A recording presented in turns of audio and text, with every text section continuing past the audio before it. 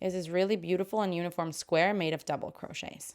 On this video, I'm going to teach you how to do the double crochet square. I'm going to be using a 4mm hook and some cotton yarn size 4. So we're going to start with a base ring. You're going to create a slip knot, and then we're going to chain 4. So that's 1, 2, 3, 4. And now we're going to do a slip stitch into the first chain that we just made. So you insert your hook into that first chain, grab the yarn, pull through, and do a slip stitch. And that there gives you your base ring. We're going to be working into the middle of it. So if you kind of pull the chains apart, you'll see there's a little hole in there. That's where we're going to work. So now we're going to start row 1. For that, we're going to chain 5.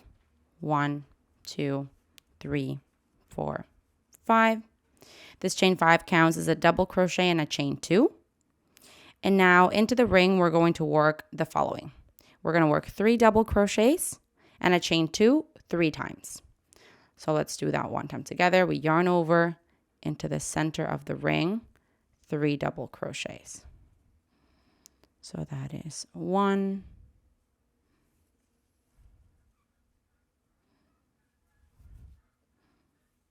2, and 3, and then a chain 2, 1 and 2. And so this is what you want to work 2 more times, a total of 3 times. 3 double crochets and a chain 2. So let's do that again. Yarn over, 3 double crochets, 1, 2, 3, and a chain 2. One more time, 3 double crochets,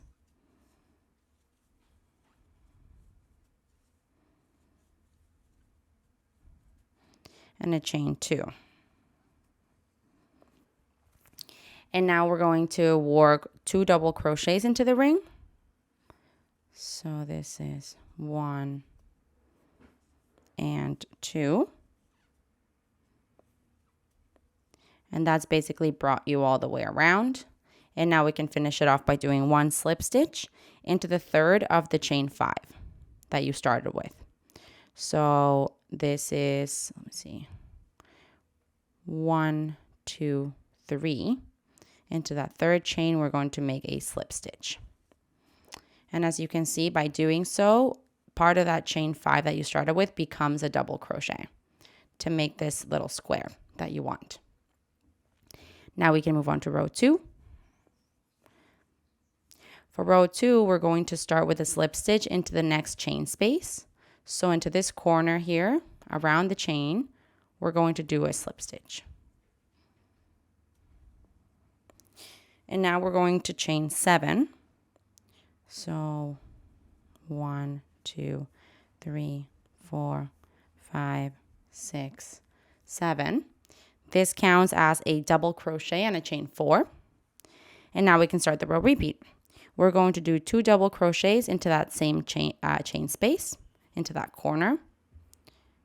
2 double crochets. So that's 1 and 2.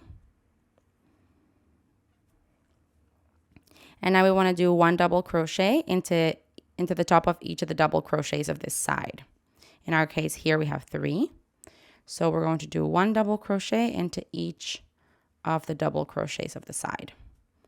It's 1, 2, 3, which will bring you to the next corner. When you're there, you want to do 2 double crochets around the chain space. So that's 1 and 2. And now you want to chain 4. 1, 2, 3, 4. And that ends the row repeat. You can go back to the beginning of it by doing 2 double crochets into the same chain space. So 1 and 2. Now continuing the row repeat, we want to do 1 double crochet into each of the double crochets of the side.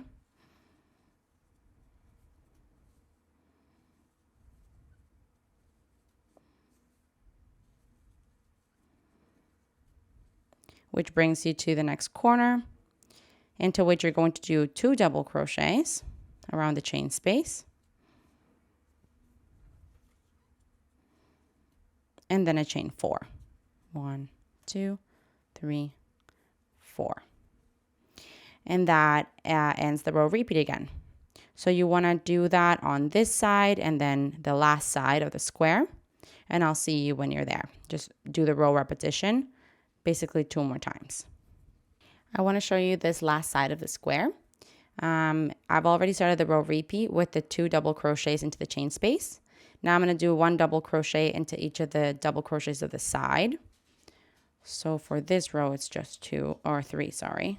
That's 1, 2, and 3. And now to finish off this row, what you want to do is do another double crochet into the next chain space, into this corner here. We're going to do 1 double crochet.